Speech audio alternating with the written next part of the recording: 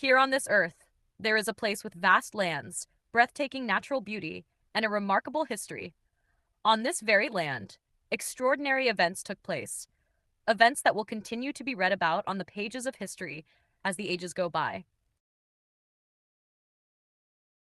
Central Africa, particularly the eastern part of the Democratic Republic of Congo, has become a source of information about events that have taken place there over the past 4 decades. Here, people often talk about war and conflict, but these are not the only things that should be considered in this region. There is another subject that has increasingly become a field of research: the reformers. These are exceptional people who should make the world ask questions. Why? They are people worth questioning because of the following actions. 1. They gather on the mountains, whether they are few in number or a large crowd. Even when the sun is scorching or the rain is pouring, their gatherings remain undisturbed. 2. They have no hierarchical leadership structure representing them. There is no leader at the district, national, or international level. Yet, they are exemplary in working within a well-organized system. 3. They invest most of their physical strength and financial resources in activities that bring them no personal profit, but are carried out solely out of compassion and charity. Yet they never reach the point of becoming discouraged or giving up. 4. They do not use musical instruments to attract people, yet they are characterized by an extraordinary momentum in establishing churches. Let us take a closer look at these people and examine them in greater detail. These people come from the Seventh-day Adventist Church. This church is said to have openly rejected the message of the third angel.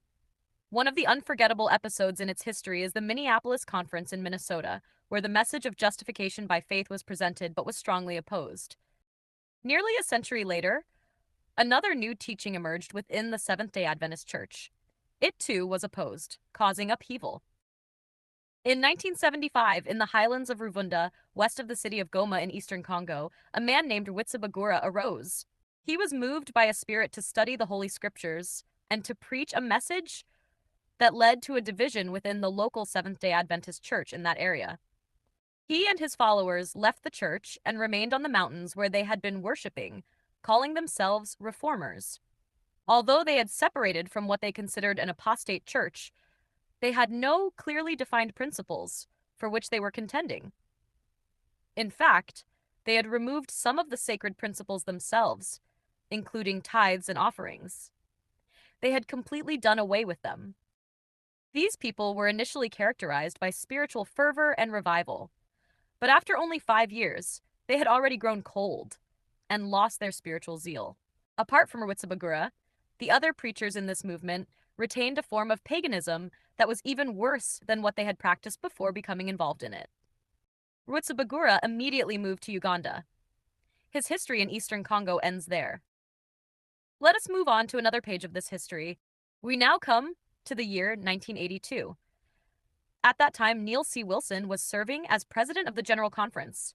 His administration was characterized by evangelistic campaigns that were given different names as the years went by. 1,000 Days of Reaping, 1982 to 1985. This program was officially launched in 1982 under the leadership of the General Conference. Its purpose was to encourage church members and pastors at the local level to take an active part in a major evangelistic campaign aimed at proclaiming the gospel, gaining new converts, and helping them grow in faith through revival-oriented teachings. Harvest 90, 1985 to 1990, this 5-year project was aimed at expanding the evangelistic work and establishing new churches. During the final 6 months of this evangelistic campaign alone, the church recorded more than 332,000 new believers who were added to its membership. Global Mission, 1990. Launched during the 1990 General Conference session, this initiative focused on unreached people groups and territories where there was no Adventist presence, marking a new missiological approach to global evangelism. All these evangelistic campaigns resulted in a significant increase in the number of new believers joining Adventist churches in different parts of the world. This was not the only result that emerged from this revival movement within the church. Beginning with the revival movement of 1982, prayer groups began to emerge.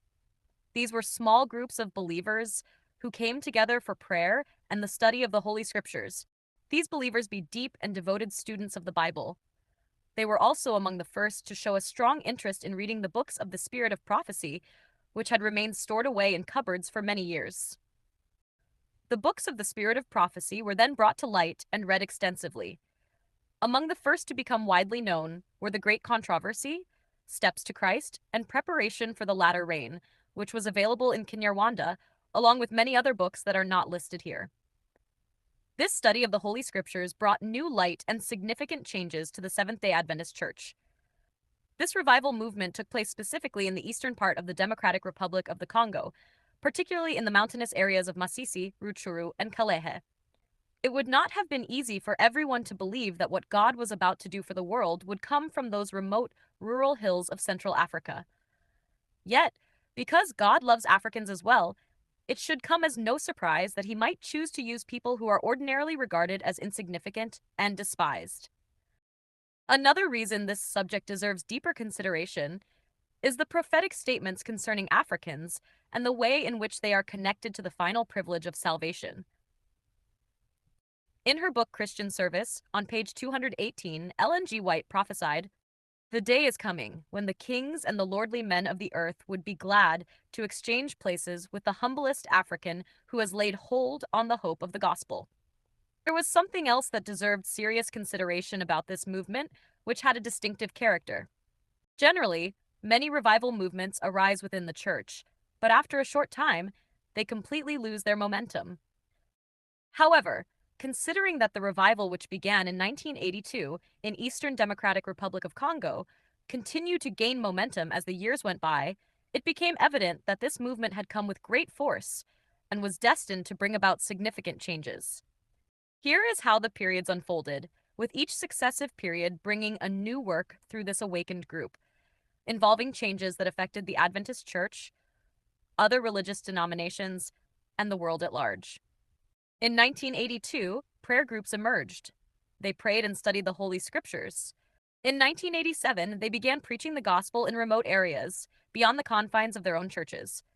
They taught people to practice temperance, which is why they came to be known as the Temperance. Between 1988 and 1989, they began coming together from different places and holding large gatherings. These too were carried out in such a miraculous way that it would lead you to believe that a power beyond human ability was guiding them. They had no telephones. They did not use radio. They had no post office boxes, nor any other means that could have helped them communicate more quickly.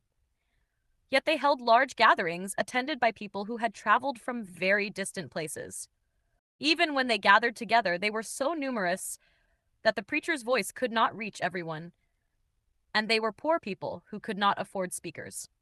During that time, some among them emerged as innovators in technology. They devised a way to connect an FM frequency to a microphone so that the preacher's voice could reach everyone, even those on the other side of the mountain could hear it clearly. The Adventist Church was not pleased with this development. It opposed them. Because they were still operating within the church, it was possible for disciplinary measures, including sanctions, to be taken against them. Those among them who were planning to get married were no longer allowed to have their marriages solemnized by a pastor. The church also refused to accept their tithes. Furthermore, a decision was made that those who listened to their preaching and repented would not be baptized by a pastor. These obstacles led them to spend time gathering together in prayer, seeking an answer from God. At the end of 1992 and into the beginning of 1993, they gathered at a place called Gihinga, on the border between Kalehe and Masisi. They prayed and studied the Holy Scriptures, and the following things were revealed to them. Light on the use of tithes and offerings. They are not intended to satisfy or enrich pastors, but rather to help orphans, widows, and the needy, as well as to support and spread the gospel. Light on baptism. A pastor is not the only person authorized to baptize. The Bible shows us that a deacon baptized a believer, as recorded in Acts 8:26-38. We also find an account of a believer baptizing another believer in Acts 9:10-18. Light on the work of the third angel. The angel is to restore the church to the apostolic foundation. In the apostolic church, there was no hierarchical chain of religious authority. Instead, there were different spiritual gifts. Elders, apostles, and deacons did not rank above one another in honor or dignity. Rather, they complemented one another through their different gifts. Light on the matter of marriage. At that time, they were shown that the joining of the bride and groom's hands by a priest or pastor is not a biblical principle. Rather, it originated in Rome and was introduced by the papacy. Following this revelation, they decided that they would no longer operate under the authority of the Seventh-day Adventist denomination. From that point on, they began operating independently. Time went on, and further steps continued to be taken to advance the message. In 1995, the teaching of temperance resurfaced because the way it had been taught previously had become mixed with fanaticism, causing people to become disillusioned with it. To the extent that many were still drinking unboiled milk and unboiled water, while personal hygiene and cleanliness of clothing were no longer given attention as part of the teaching. It was in this year that a man known as Nzungu, who was already a gifted teacher, put great emphasis on teaching temperance. He taught it in a way that was completely free from fanaticism. However, he initially faced opposition. Many prominent preachers opposed him, although they did not openly engage in public debate against him. They used derogatory language to discredit him and belittle his teachings. However, what fortunately prevented factions from emerging around this teaching was that the teacher Nzungu was a humble, peace-loving, and wise man. They opposed him with words, but he overcame them through silence. Ultimately, this teaching achieved success. The sick were healed, and the news quickly spread far and wide. Until eventually, many of the visitors who came to the Reformers' meetings were drawn by this health message. Ethnic conflicts in Eastern Democratic Republic of Congo and how the Reformers conducted themselves. The ethnic conflicts in Eastern Democratic Republic of Congo affected relations among people, not only among non-believers, but also within religious communities. Members of different religious denominations who belonged to different ethnic groups openly disliked and hated one another. However, the Reformers were characterized by a strong bond of spiritual brotherhood, even though they were not related by blood. And even those spiritual brethren were sometimes related by blood to those who persecuted them. Without prejudice, they welcomed them and helped them in every way. In fact, they sometimes hid them to prevent them from being killed when the situation became dangerous. This brotherly love was found nowhere else except within this unique group that preaches the message of revival and reformation. I firmly believe that it was the preaching of messages containing words of truth accompanied by corresponding actions that enabled this message to advance at such a rapid pace. Despite having no financial sponsors, here are the countries that the revival and reformation message has reached after nearly 40 years of existence. In Africa, 1. Congo DRC, 3. Uganda, 4. Kenya, Tanzania, 6. Burundi, 7. South Sudan, 8. Congo Brazzaville, 9. Cameroon, Zambia, 11. Mozambique, 12. Angola, 13. Malawi, 14. South Africa, 15. Central African Republic, 16. Senegal, 17. Ethiopia. In Europe, 1. France, 2. Belgium, 3. Norway, Sweden, 5. Finland, 6. Netherlands. On the American continent, 1. Canada, 2. United States of America. On the continent of Asia, 1. India. On the continent of Oceania, 1. Australia, 2. New Zealand.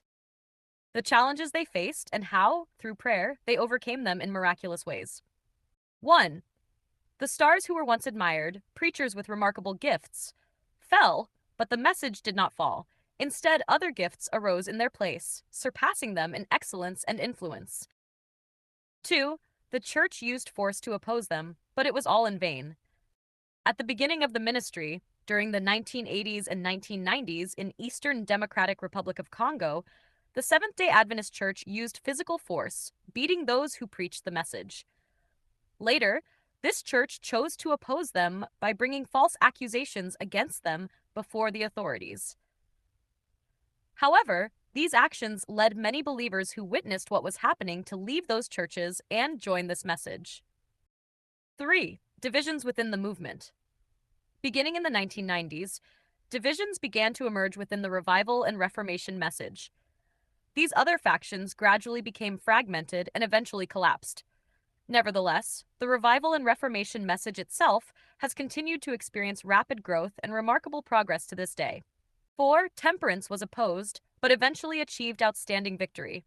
5. The opening of other continents. Obtaining visas and airline tickets for evangelists to enter other continents, such as America, Europe, Oceania, and others, seemed impossible for this group, which was made up of ordinary people. The relocation of refugees from the Democratic Republic of Congo, who had grown up in the message and were devoted to its work, became a means of helping the message reach the whole world. 6. Technology. Today, many people in many different places are being reached by the good news and becoming its disciples through technology. It is a preacher that does not need a ticket, a visa, or travel provisions. Based on the history of the revival and Reformation message up to the present, you should carefully reflect on its unique mode of operation, its mission, its direction, and its ultimate end. We would need to continue discussing these stories, but we would run out of time. We will continue bringing you documentaries, stories, and discussions like these on a variety of topics. Subscribe if you haven't already, so you can receive our new content as soon as it is released. Leave a comment, click the like button if you enjoyed this video, and share it with others.